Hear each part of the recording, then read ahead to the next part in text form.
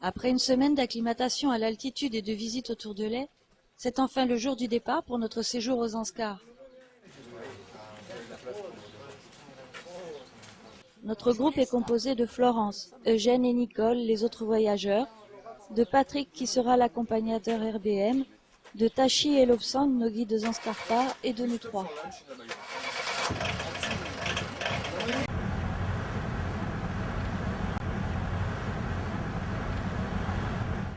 Au menu de ce premier jour, 240 km de route, plus que moins bosselée.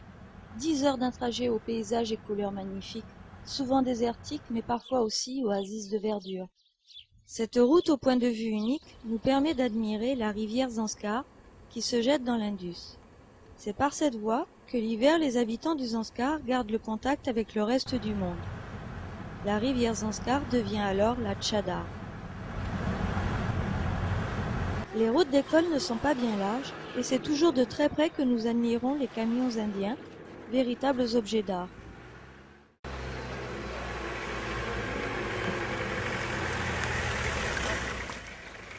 Pause déjeuner et visite du village de la Mayuru. Celui-ci est dominé par son superbe monastère. Au milieu des maisons du village se dressent les stupas et les murs de Mani. La tradition bouddhiste se retrouve partout.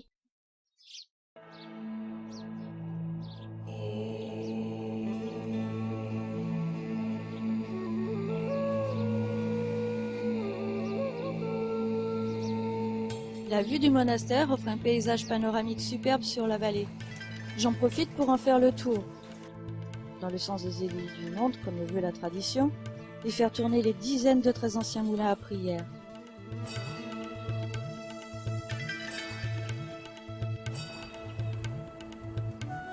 À l'intérieur, nous pourrons admirer de magnifiques peintures et tankas représentant les bodhisattvas et dakinis du bouddhisme tibétain.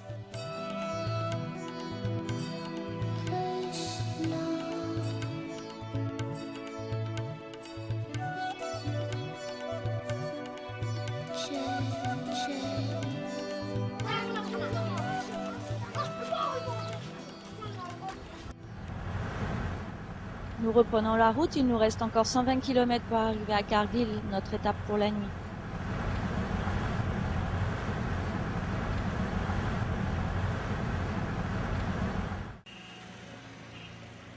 Nous y arrivons en fin d'après-midi. Il n'y a pas grand-chose à faire dans cette ville de 2800 habitants. L'hôtel est confortable. Et après un bon repas, Thibaut saute dans le lit le plus douillet de la chambre.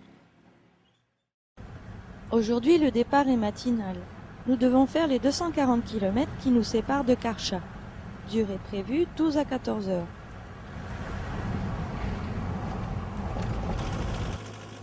Après quelques kilomètres, la route goudronnée a déjà disparu, laissant place à une piste caillouteuse et poussiéreuse. On veut y aller aux Zanskar, oui ou non?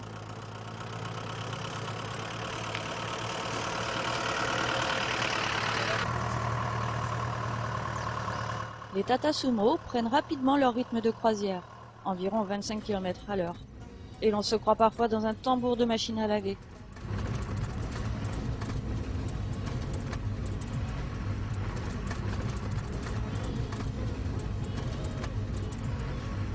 Le paysage compense la rudesse du transport. La Suru Valley nous délivre ses deux joyaux, le Khun et le Nun. Nous faisons régulièrement des arrêts qui nous permettent de nous dégourdir les jambes et de contempler les paysages.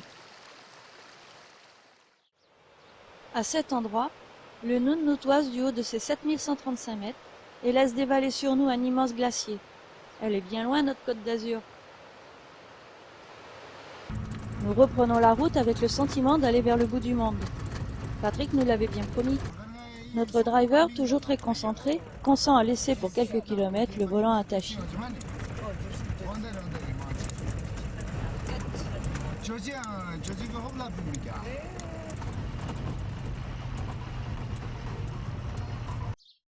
Petit incident de parcours, le câble d'accélérateur vient de casser.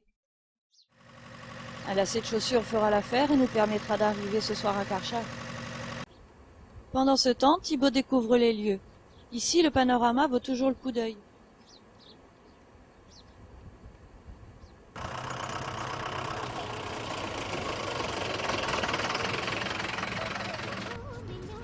Nous repartons impatients d'arriver à la destination de nos rêves. À midi, nous stopperons à Rangdong, petit village isolé et perdu dans cette immensité caillouteuse.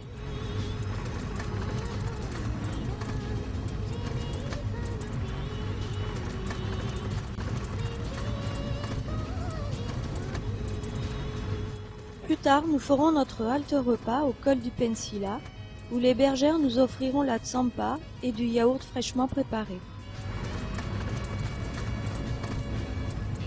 Le dernier col est passé. La vallée du Zanskar s'ouvre devant nous. Mais la route continue. Nous arriverons à Karcha de nuit.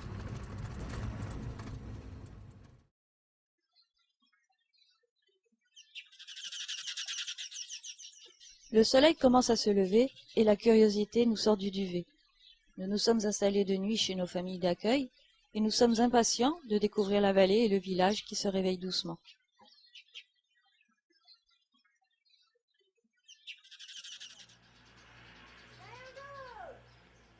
La place du village s'anime avec l'arrivée d'un bus. Ici, comme partout en Himalaya, les moulins à prière dispensent leur mantra.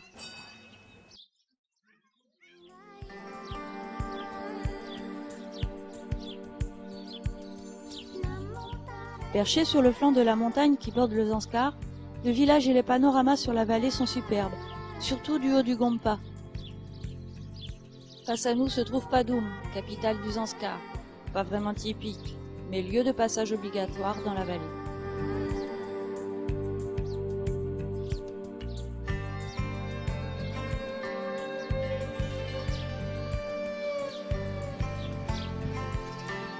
Mais déjà le soleil se couche et après le repas du soir pris tous ensemble, les femmes du village nous présentent leur danse traditionnelle.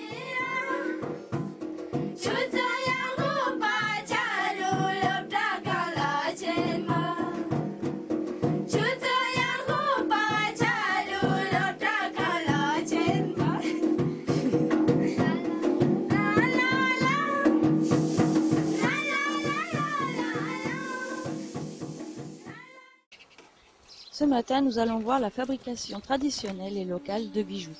Un véritable saut dans le passé. Avec des outils d'un autre temps, notre bijoutier fabrique devant nous une bague en argent.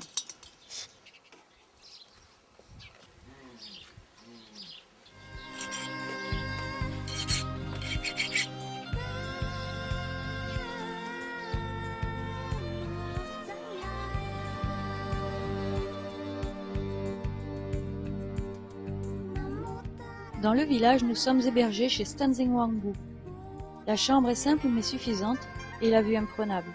La cuisine est très rustique mais très bonne. Ces 3 enfants nous accueillent généreusement et Thibaut se fait son premier copain. Quant à la petite Palzom, elle est vraiment trop mignonne.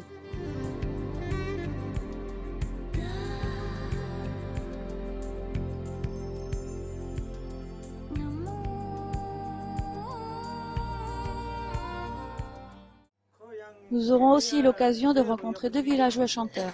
Voici quelques secondes d'un chant classé au hit parade depuis quelques siècles.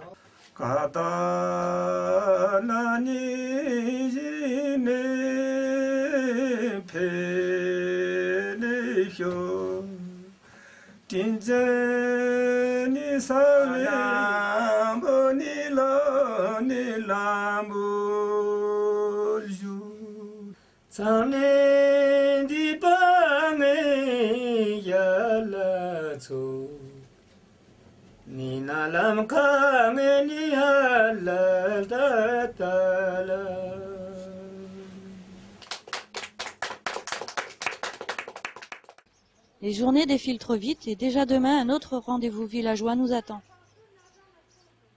Sur la route vers Pinmo, nous nous arrêtons pour visiter le monastère Gelugpa de Songde, datant du XIe siècle. Tashi, qui connaît parfaitement le bouddhisme, partage son savoir avec nous.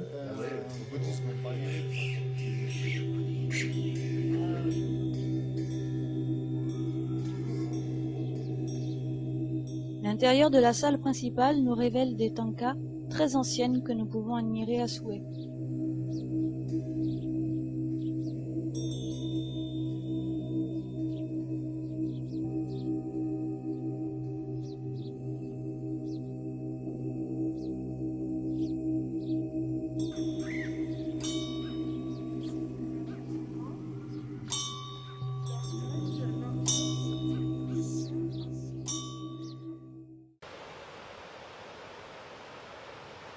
Nous arrivons à Pidmo. Le Tata Sumo ne peut aller jusqu'au village et nous faisons le dernier kilomètre à pied.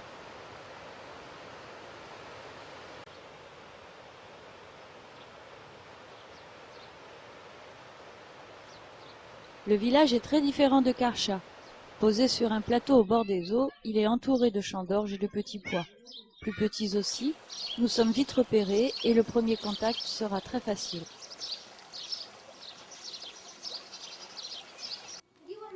C'est jour d'école aujourd'hui, et tous les enfants récitent les chiffres et lettres de l'alphabet en anglais sous un soleil de plomb.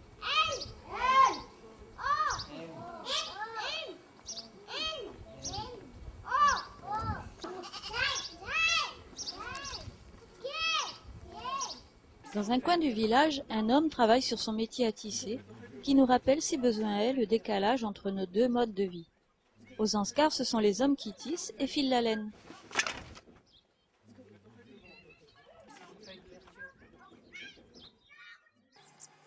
Pour nous accueillir, notre famille décide de faire des momos, sorte de raviolis. Amale, Allez. Aïe. it's okay? Ok. Thibaut et moi-même en profitons pour partager cette longue matinée de cuisine. Voici la recette des momos. Il faut d'abord aller ramasser petits pois et épinards, enfin ça y ressemble, dans le champ devant la maison. Ensuite, trier les feuilles et écosser les petits pois. Faire cuire l'ensemble avec quelques patates et penser à alimenter le poêle avec quelques gousses de yak.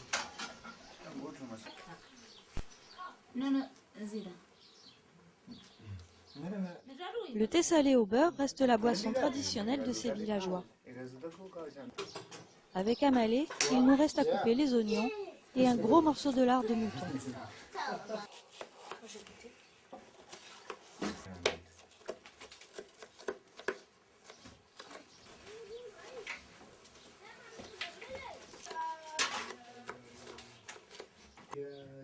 Pressez les légumes cuits auparavant très fort. Tiens, à toi d'essayer.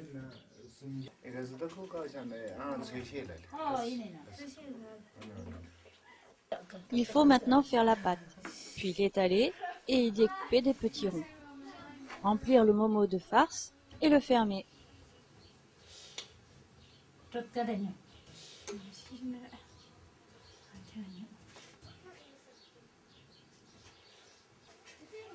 Je suis perplexe. Ça semble facile, mais le coup de main est dur à prendre. Pour ceux qui ont mal vu, on vous montre une deuxième fois.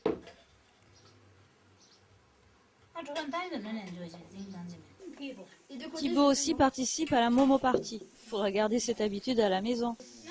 Pour finir, avant la dégustation, une cuisson à la vapeur s'impose. À table!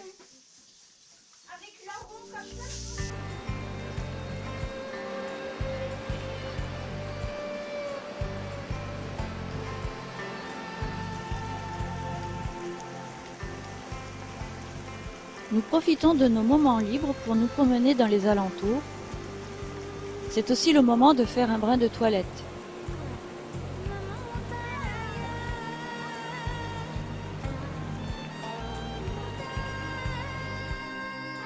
Thibaut est devenu très copain avec Tenzin et découvre le village seul. Tachi nous appelle. Nous le retrouvons chez un villageois qui va nous montrer comment fabriquer un barbecue d'extérieur. Sur le toit terrasse de la maison, Tachi nous montre un oreiller made in Zanskar, à déconseiller aux coups fragiles. Local pillow. For sleeping is pillow. Oh ouais. Yeah. Ancient time we use pillow like this.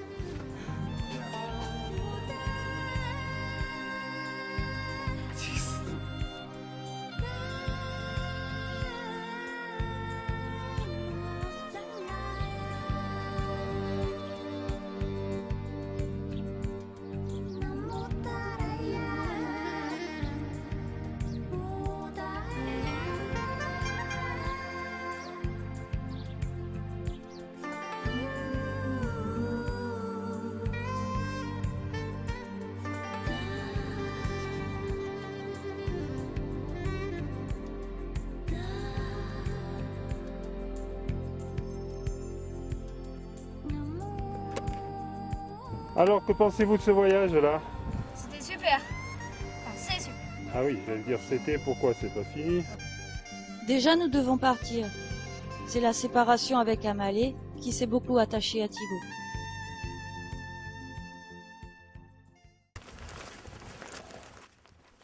Le transfert vers Zangla se fera à pied. La durée prévue de la marche est de 3 heures environ.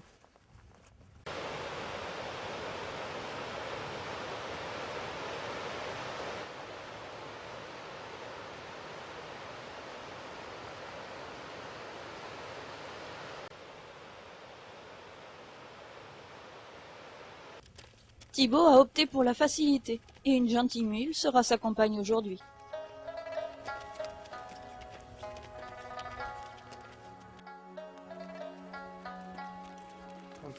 Il est déjà 11 heures et le soleil cogne fort à 3600 mètres d'altitude. De son côté, Thibaut se régale et en profite pour faire rigoler tout le monde.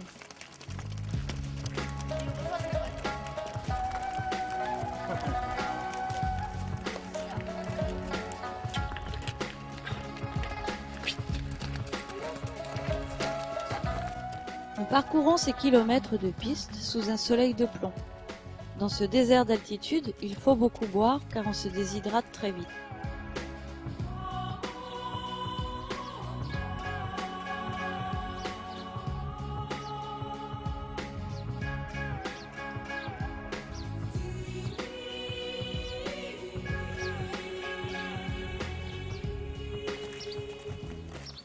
Ça y est, nous voici arrivés à Zangla, petit village où siège le roi du Zanskar.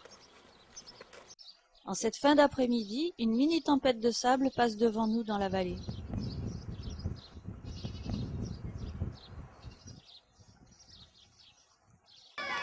Ce village est animé, et de nombreux enfants viennent nous voir dès que nous sommes dans la rue. Pour certaines, c'est l'envie de faire un bout d'essai devant la caméra.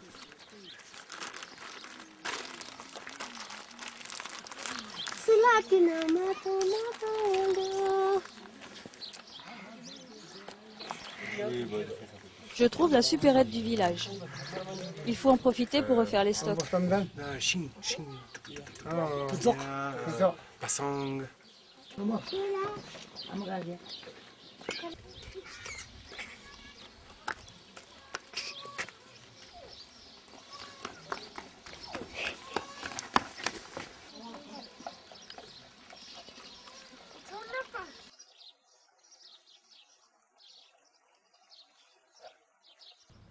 Ce matin, une vieille Zanskarpa va nous montrer comment réaliser la teinture d'un châle. Technique que seuls les anciens connaissent et pratiquent encore. La tradition risque de se perdre dans les années à venir. Il s'agit d'une sorte de batik. Après une première teinture et le bouchonnage de certaines parties de la pièce à teindre, elle sera mise à bouillir avec la couleur souhaitée.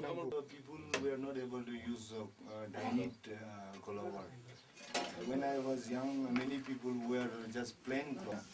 They still use some plants for coloration.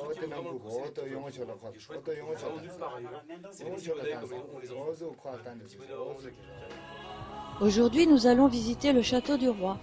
Il nous a reçus dans la matinée et explique que ce dernier tombe en ruine et qu'il cherche des sponsors pour la restauration. Il faut avouer qu'il y a du travail.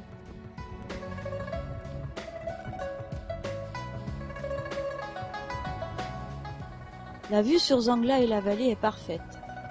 Nous découvrons derrière le château une vallée aux couleurs magnifiques.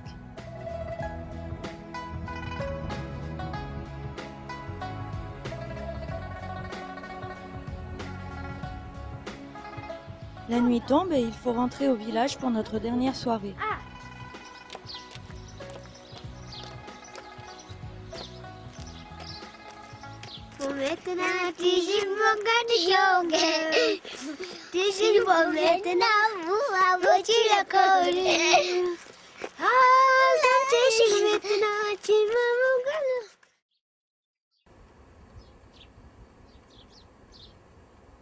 La route pour Tsazar est courte, à peine 1 heure de trajet.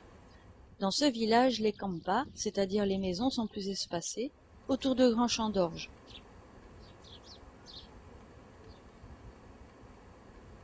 Notre chambre possède une belle vue sur les champs et les villageois qui nous hébergent sont très accueillants.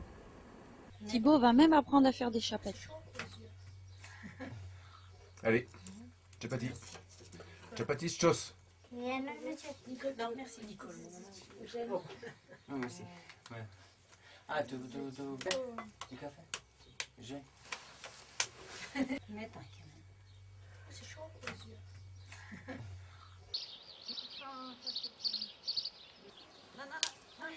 C'est aussi pour lui l'occasion de faire découvrir le mini-golf aux enfants du village. Un vrai succès.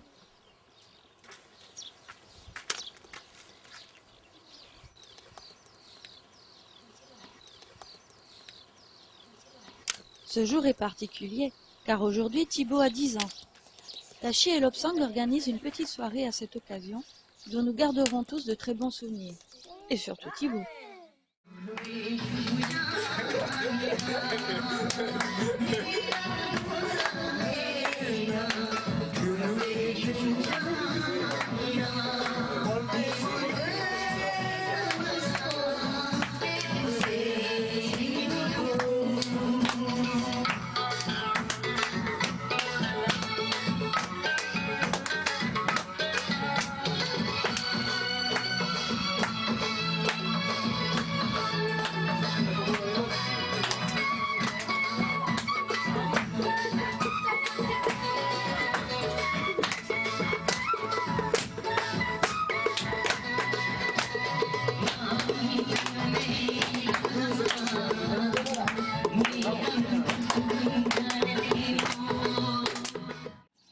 La journée commence et les animaux partent au pâturage.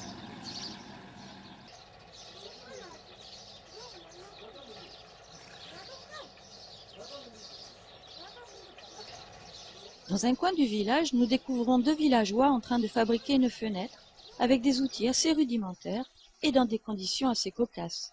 Mais toujours avec le sourire. Eric et Thibaut partent faire une bonne balade dans une gorge isolée, située à quelques kilomètres du village. Le coin est superbe.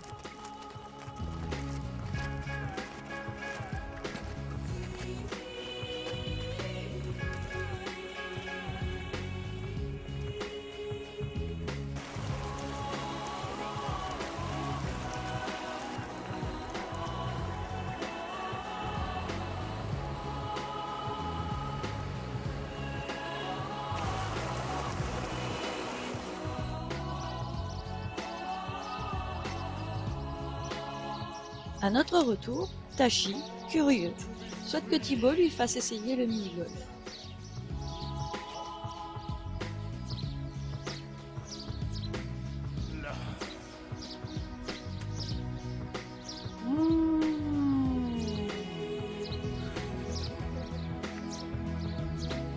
Land of monasteries, free land under the sky. Le séjour villageois se termine déjà. Nous repartons donc ce matin pour le col du Pensila, où il est prévu de s'arrêter 2 jours chez les bergers.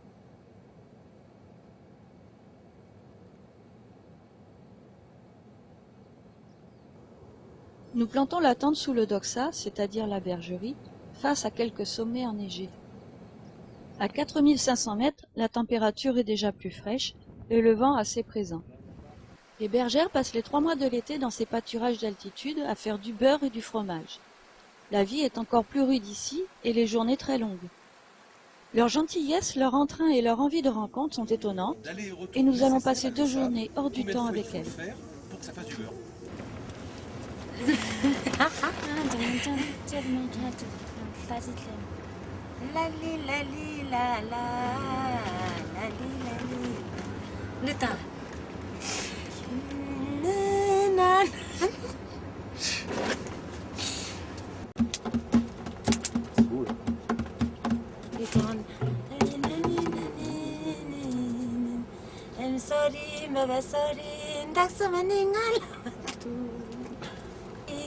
Baba sorry, daksama ningala mato. Lali la la la la la li. Lali la la la la la li. Nani nana, nani nana, nani nani nani nani. Digata. Julie. Julie. Une grande partie de la journée est passée à battre le beurre. Cette activité est accompagnée de chants traditionnels.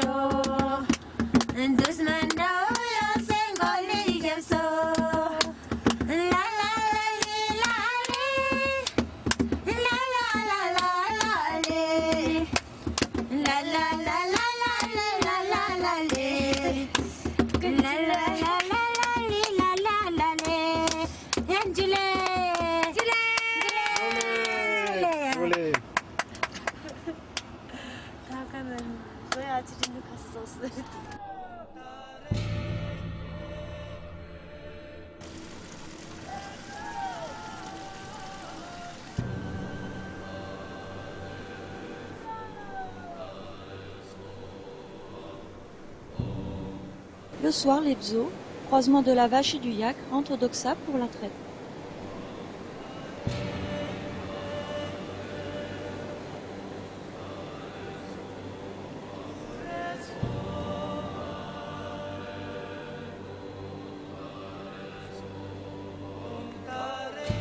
La plus vieille des bergères est assez timide, mais en fin de journée, elle souhaite aussi faire un petit bout d'essai, mais sans chanter. Elle est timide maintenant.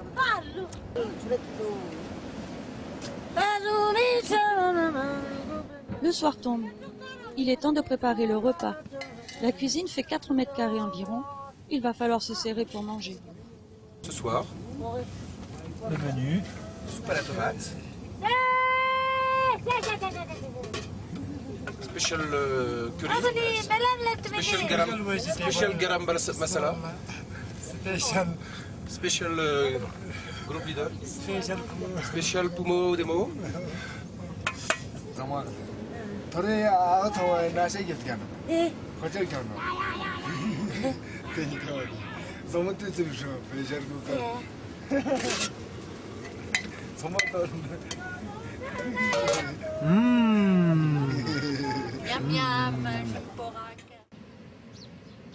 Après une nuit fraîche sous la tente, Eric remonte voir les bergères.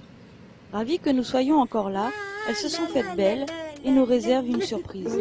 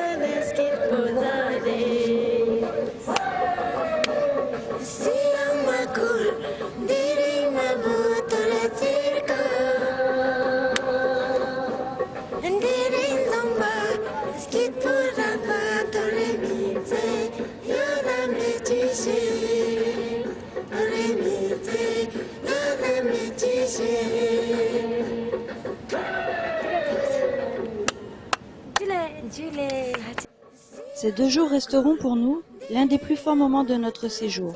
Merci à ces bergères du bout du monde. À l'arrière du 4x4, hein. À l'arrière du 4x4, c'était pas mieux. Hein. Ouais, un peu plus de place pour les jambes. Un peu moins de bruit.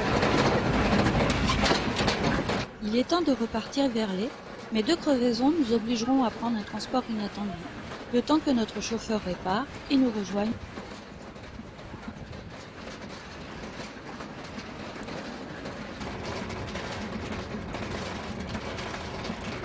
Alors, c'est bien la voiture en Inde?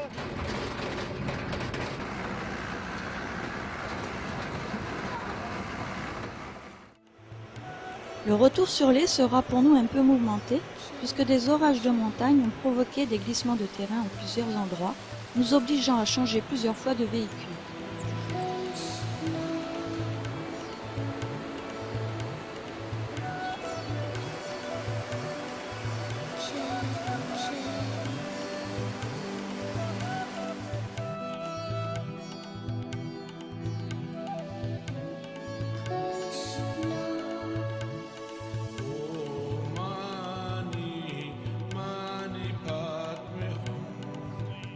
Et c'est fatigué mais heureux, avec des souvenirs plein la tête que nous finissons ce séjour.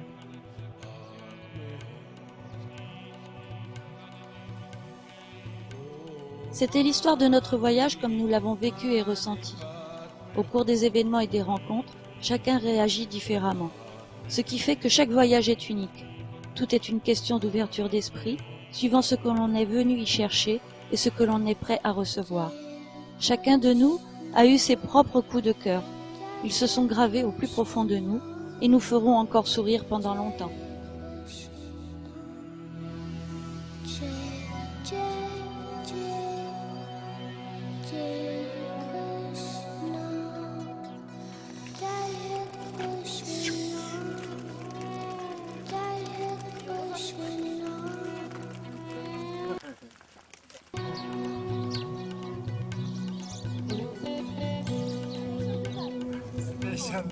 Special special Pumo demo. It's a local pillow. Sleeping is pillow. Ah ouais. Yeah. Sur la tente. Ouais.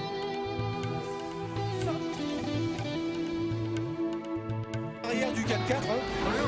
À l'arrière du 4x4, c'était pas vu. Hein. On a besoin de place pour les gens. Un peu moins de bruit. Yes, please, I'm here.